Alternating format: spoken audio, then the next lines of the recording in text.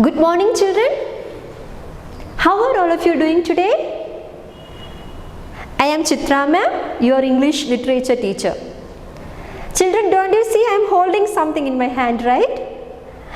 Yeah. See, I have a picture of a very famous Indian personality. It's a challenge for you. You need to identify the person. I will give a set of information about this personality. The first clue is he was born in Rameswaram in Tamil Nadu. He was a scientist at ISRO.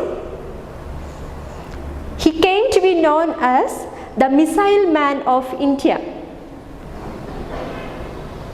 And he received Bharat Ratna and Padma Vibhushan. And he was elected as the 11th President of India. Children, do you have any idea who this personality is?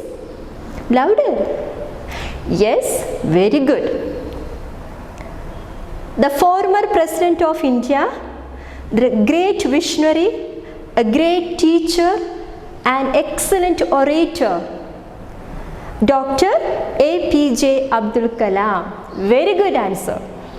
Children, we have a lesson in English literature book written by Dr. Abdul Kalam.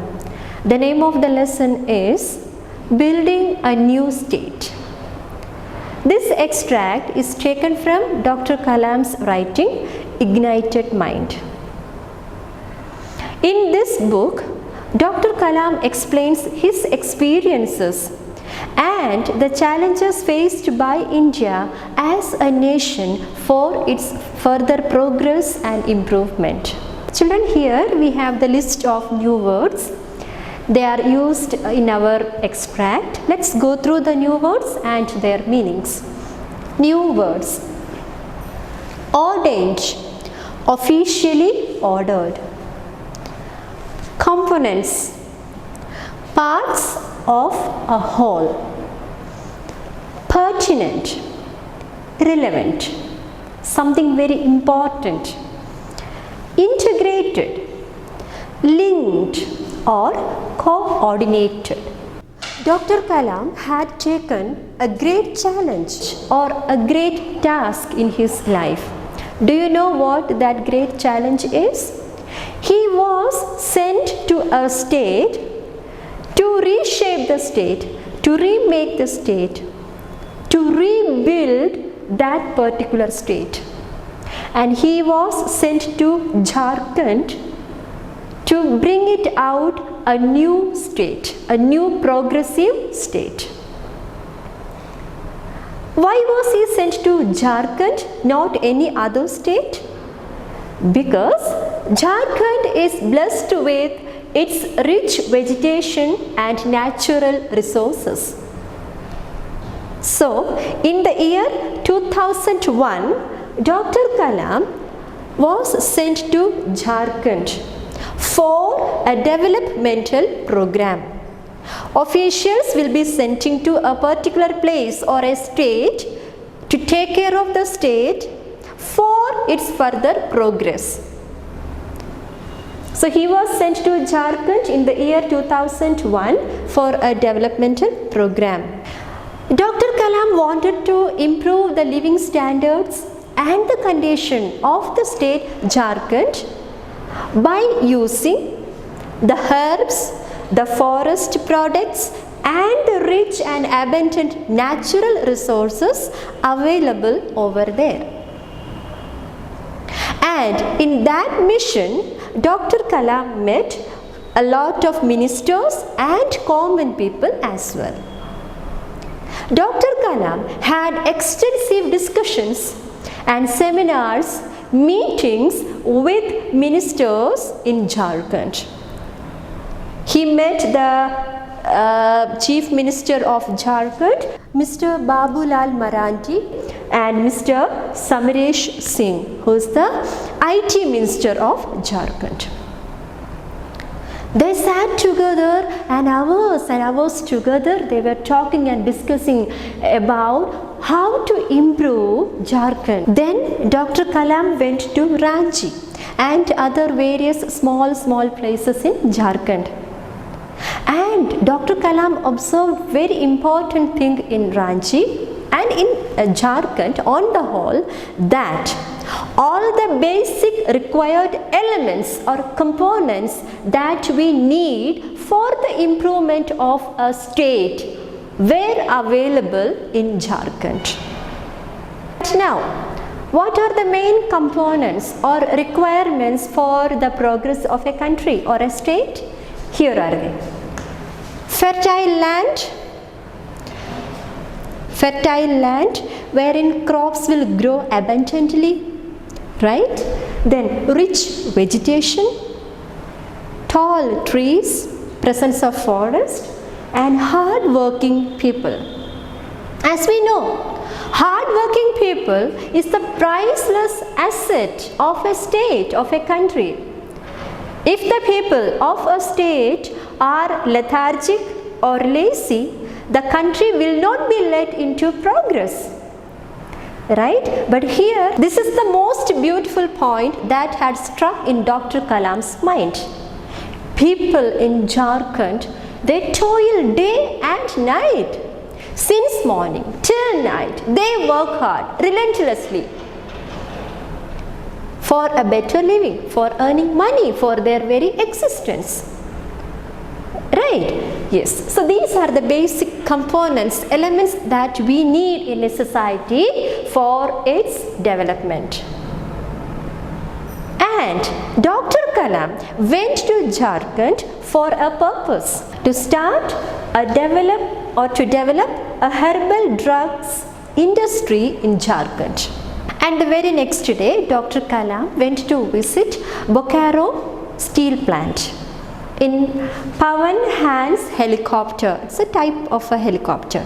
Okay, 2 pilots were there, and along with Dr. Kalam, 2 more passengers were also there.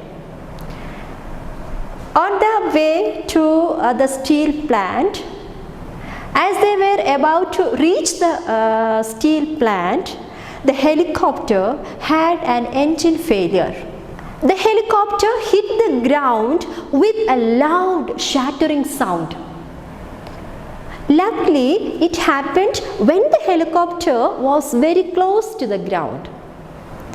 So, they had a very narrow escape from the mouth of death. The pilots were speechless. They got scared because there was an eminent personality traveling along with them, right? If anything happened, anything misfortune happened, if any crash happened, or if any misfortune happened, they all of them would have perished.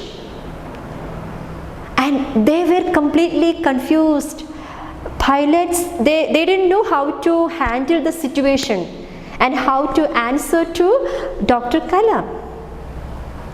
But Dr. Kalam came out of the helicopter very calmly.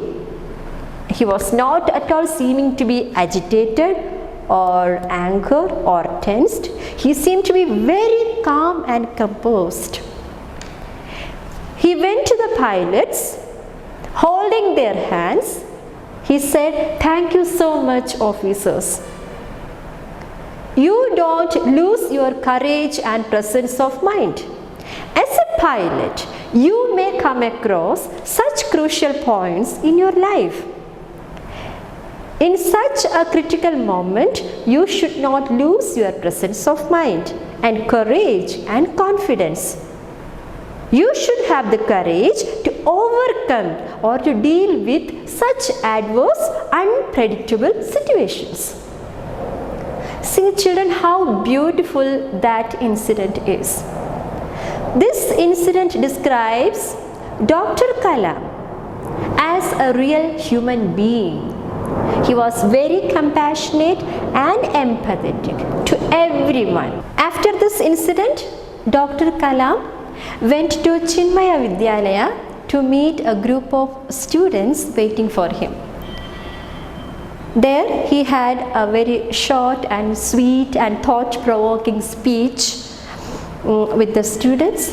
In that speech as well, Dr. Kalam emphasized the need of being a responsible citizen. For the betterment of a country, each and every person, can be a child, a student or an adult, everyone is responsible for the development of the country. Each and every one can contribute for the welfare of the society.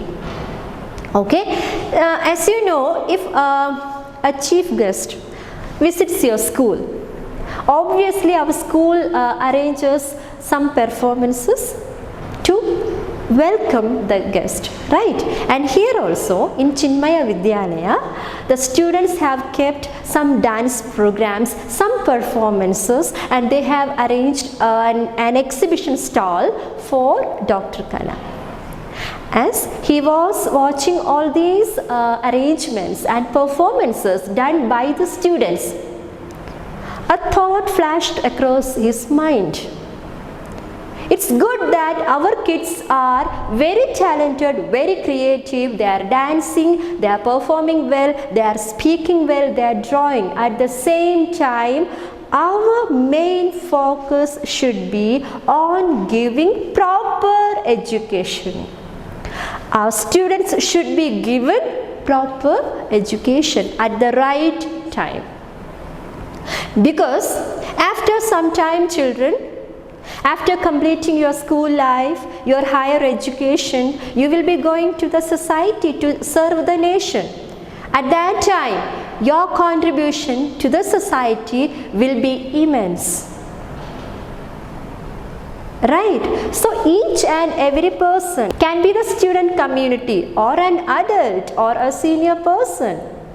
It should be the aim of each and every one of the state. The ultimate aim is we should remold, reshape Jharkhand as a great state. After meeting the students at Chinmaya Vidyalaya, Dr. Kalam went to a town hall in the city itself, wherein he spoke on the topic Jharkhand's core competence and industries. In this short speech, Dr. Kalam was praising profusely the scenic beauty of Jharkhand, the state, and its rich, abundant natural resources. By the time the media spread the news of the helicopter crash across the country, and the news reached his hometown Rameswaram as well. And his eldest brother wanted to talk to him and wanted to know whether Dr. Kalam was safe or not. Dr.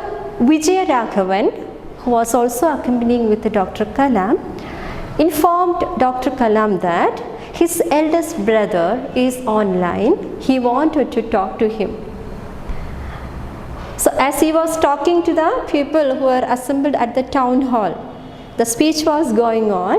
Dr. Kalam, he paused the speech for 2 minutes and talked to his elder brother and convinced him that he was perfectly all right. Continued the speech. In that speech, Dr. Kalam came across some very relevant, pertinent questions from the audience. And the first question was, why the raw materials are exported to other countries from India? The question was, why are the raw materials exported? Dr. Kalam answered to this question with the help of a conversation with Dr. Jos Paul, who was the chairman of the Mormugaon Port Trust. See, Dr. Jos Paul told him that iron ore is exported to Japan from India at a low price, which doesn't contribute anything to Indian economy. And he added that If we use iron ore for our own needs in India, that would contribute much to the Indian economy. At that point, Dr. Kalam talked about value addition. What is value addition? To answer to this question, Dr. Kalam gave a very powerful example to the audience. In the year 1970, while they were working on satellite launching vehicles, there was a requirement of a substance called beryllium diaphragms. And a company in New York offered them to give beryllium diaphragms in bulk. Unfortunately, after 3 months, the company in New York, which had offered the substance, they refused our request due to some national policies. They didn't give this substance, beryllium diaphragm, to India. Later on, Dr. Kalam came to know that India has the largest deposits of beryllium ore. This beryllium ore is exported to Japan. They processed it and make some beryllium sheets and beryllium rods, etc., some products out of it. Those end products will be sent into USA, and the US companies transform them into beryllium diaphragms. Children, just imagine that controversy over here. The raw material, beryllium ore, which is available in our country at a low price, is excavated, mined over here, has been sent into Japan. They will process and they will make some products out of it, will be sent into the US company. They will make the end product, beryllium diaphragms, which are very much needed for the scientists in India. Now, the US company is not willing to give beryllium diaphragms to the Indian scientists. This is value addition. Let me explain to you what value addition in simpler words. Just imagine I have a ball of cocoa powder. I have cleaned cocoa beans, processed it and powdered it into powder. Can we eat cocoa powder as it is? It's a raw material, right? We don't. But if I add a spoon or 2 spoons of oil, some vanilla essence, powdered sugar, and I'm going to make it a chocolate bar. Correct? So just imagine the raw material, a ball of chocolate powder, which is less costly than the chocolate bar, the chocolate, right?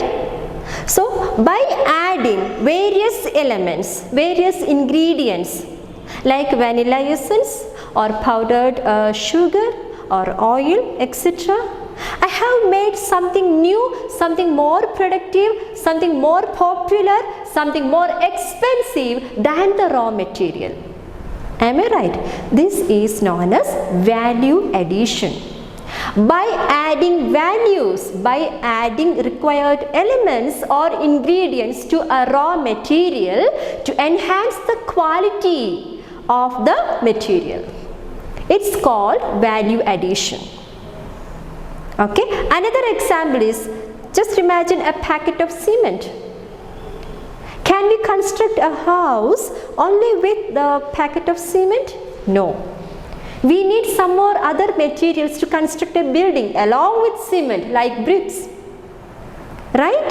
So, with the raw material, if we add all the required elements, all the required ingredients, it will bring out the quality of the raw material. That is called value addition. Here Dr. Kalam emphasizes that India is a poor nation. Though we have rich culture, abundant wealth, natural resources, we are still poor, as we are not at all able to focus on value addition. Value addition is one of the major criterion that has to be implemented effectively for the betterment of a country. Just imagine, here we are under development, and what are the values have to be attributed for the further development? The knowledge of people, manpower, natural resources, money, of course, our education, our knowledge in technology. So all these values, all these components should be added together proportionally for the success or for the improvement of a nation. We lack that point.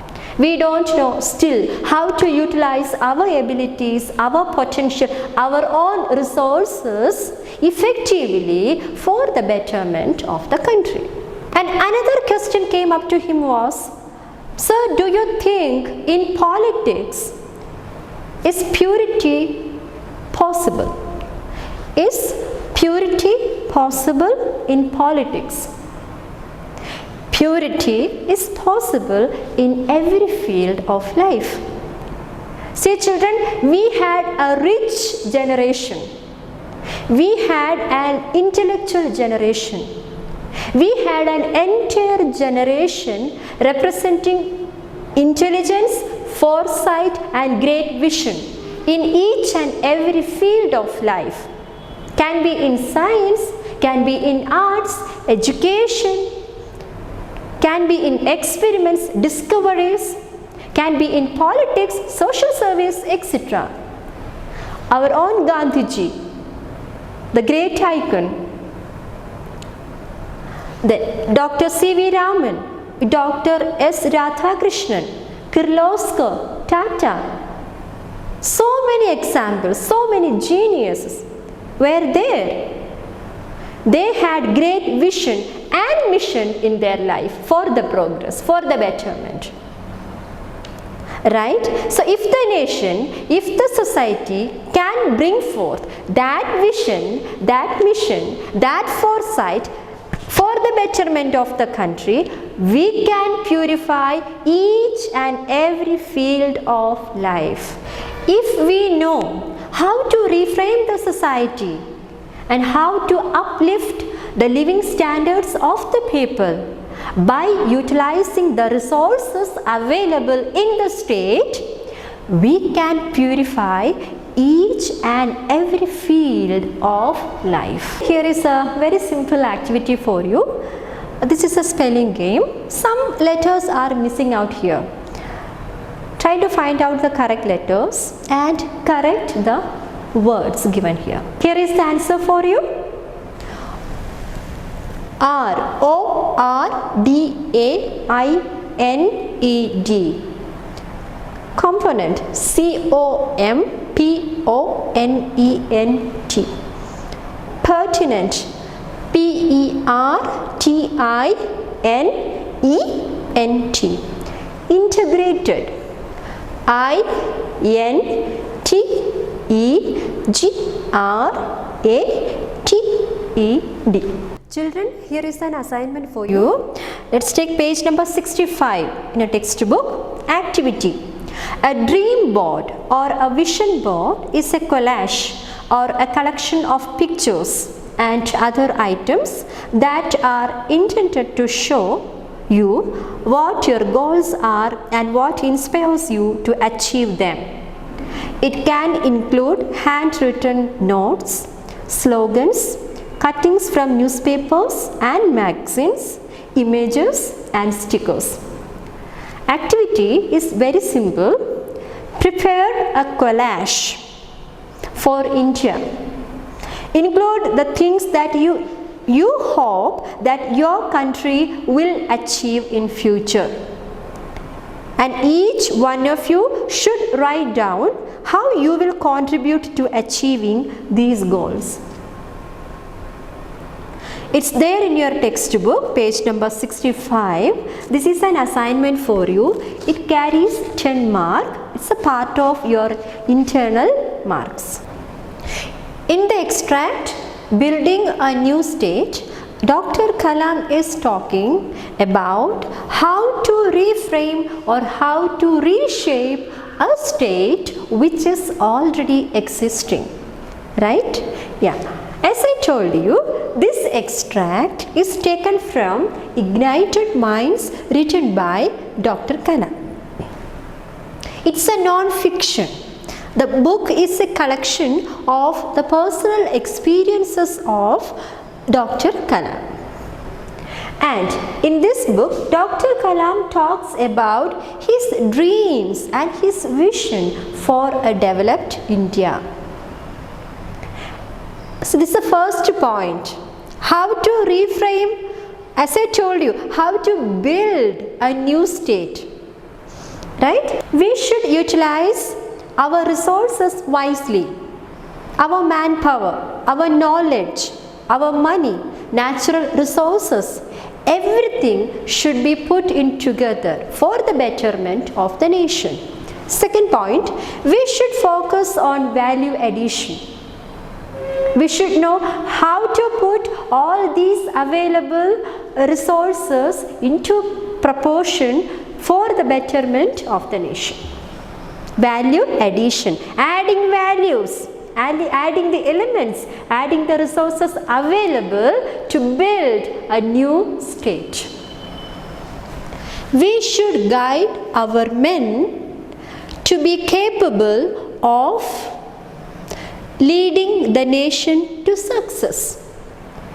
We should teach, we should guide our young generation, our young people to be capable of being great leaders to lead the country to success.